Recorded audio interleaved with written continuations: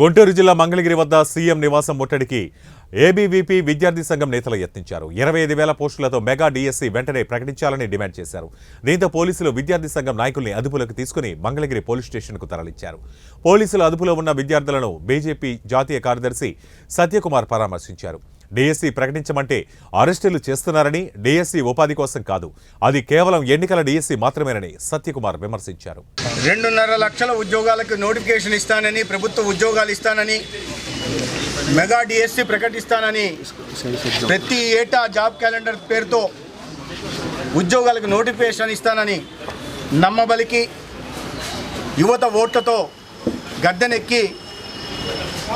గద్దెనెక్కిన తర్వాత ఒక్కటంటే ఒక నోటిఫికేషన్ ఇవ్వకుండా, మెగా డీఎస్సీ ప్రకటించకుండా యువత నిరుద్యోగుల గొంతు కోసాడు ఈ రాష్ట్ర ముఖ్యమంత్రి జగన్మోహన్ రెడ్డి గారు.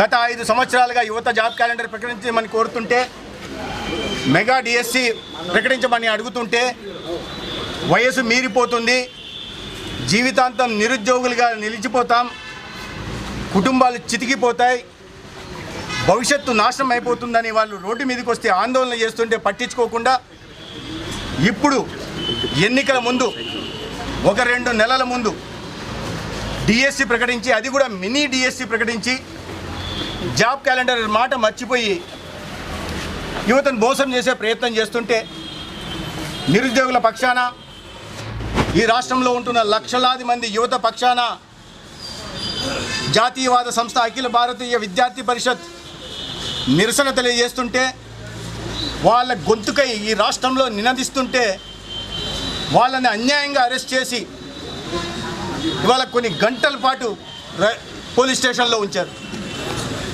వాళ్ళ గూండాల్లాగా మాట్లాడడం, అసభ్య పదజాలాన్ని ప్రయోగించడం, వాళ్ళందరినీ చెయ్యి చేసుకోవడం, చొక్కాలు చించడం. వాళ్ళు ఏమన్నా తీవ్రవాదులా? వాళ్ళు ఏమన్నా సంఘ వ్యతిరేక శక్తులా? అఖిల భారతీయ విద్యార్థి పరిషత్ అంటే ఒక జాతీయవాద సంస్థ. ఆ సంస్థలో పనిచేసిన వ్యక్తి ఈ దేశానికి రాష్ట్రపతులు అవుతున్నారు, ఉపరాష్ట్రపతులు అవుతున్నారు. దాదాపు 10 రాష్ట్రాల్లో విద్యార్థి పరిషత్లో పనిచేసి నాయకత్వ లక్షణాలు అలవర్చుకున్న వాళ్ళే ఇవాళ ముఖ్యమంత్రులుగా ఉంటున్నారు. అటువంటి విద్యార్థి సంస్థకు చెందిన విద్యార్థుల్ని, నాయకుల్ని వాళ్ళు అరెస్ట్ చేయడం, కొన్ని గంటల పాటు ఇక్కడ ఉంచడం ఏంటయ్యా కారణమని అడిగితే, పోలీసులు ఇక్కడ ముఖ్యమంత్రి గారు ఉన్నారట ఈ ప్రాంతంలో, ఆయన వెళ్ళేదాకా వీళ్ళని వదలరట. ప్రతిరోజు విద్యార్థి పరిషత్ నాయకులు ఈ రాష్ట్రంలో నిరుద్యోగుల పక్షాన నిలబడి మాట్లాడుతూనే ఉంటారు, వీధి పోరాటాలు చేస్తూనే ఉంటారు, ఆందోళనకు దిగుతూనే ఉంటారు.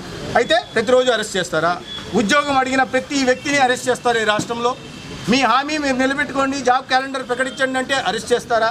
మినీ డిఎస్సీ వద్దు, మెగా డిఎస్సీ ప్రకటించమంటే వాళ్ళని చేసి పోలీస్ స్టేషన్లో ఉంచుతారా? అసలు ప్రిపేర్ కావడానికి కూడా అవకాశం లేకుండా వాళ్ళు అడుగుతున్నదేంటి పెద్ద డిమాండా? 45 రోజుల సమయం అన్నా ఇవ్వాలి కదా ప్రిపేర్ కావడానికి. దానికి సంబంధించిన శిక్షణ కూడా 5 సంవత్సరాలుగా చకోర పచ్చుల్లాగా ఎదురు చూసి నోటిఫికేషన్ రాక నిరాశకు చెంది ఇవాళ ఆత్మహత్యలు పాల్పడుతున్నారు. దేశంలోనే అత్యధికంగా నిరుద్యోగ రేటు ఉందంటే ఆంధ్రప్రదేశ్లో ఉంది. అత్యధికంగా ఎక్కడ నిరుద్యోగులు ఆత్మహత్యలు పాల్పడుతున్నారు, చదువుకున్న మేధో సంపత్తి కలిగిన యువత వలసలకు పోతున్నారంటే ఇది ఆంధ్రప్రదేశ్లో జరుగుతుంది. ఇవాళ ఏ గణాంకాలు, ఎన్సీఆర్బీ గణాంకాలు చూస్తే అతి ఎక్కువగా 1635 మంది చదువుకున్న యువత, రాబోయే తరాలకి ఒక మార్గదర్శకంగా నివ్వాల్సిన యువత, జాతి నిర్మాణంలో భాగస్వామ్యం కావాల్సిన యువత ఆత్మహత్యలు చేసుకుంటే ఆ కుటుంబాల పరిస్థితి ఏంది?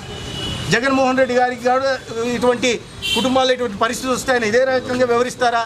వాళ్ళని గుండాలుగా చిత్రీకరిస్తారా? పోలీస్ స్టేషన్లలో పెడతారా? ఈ ప్రభుత్వ ప్రజా వ్యతిరేక చర్యల్ని, ముఖ్యంగా యువత పట్ల వీళ్ళు చేపడుతున్న నిర్ణయాల్ని, విద్యార్థి వ్యతిరేక చర్యల్ని భారతీయ జనతా పార్టీ ఖండిస్తూ ఉంది. మేము ఈ రాష్ట్రంలో నిరుద్యోగుల తరపున, విద్యార్థుల తరపున పోరాటం చేస్తూనే ఉంటాం. ఈ ప్రభుత్వం దిగి వచ్చేదాకా వాళ్ళు మెడలు వంచే ప్రయత్నం చేస్తూనే ఉంటాం.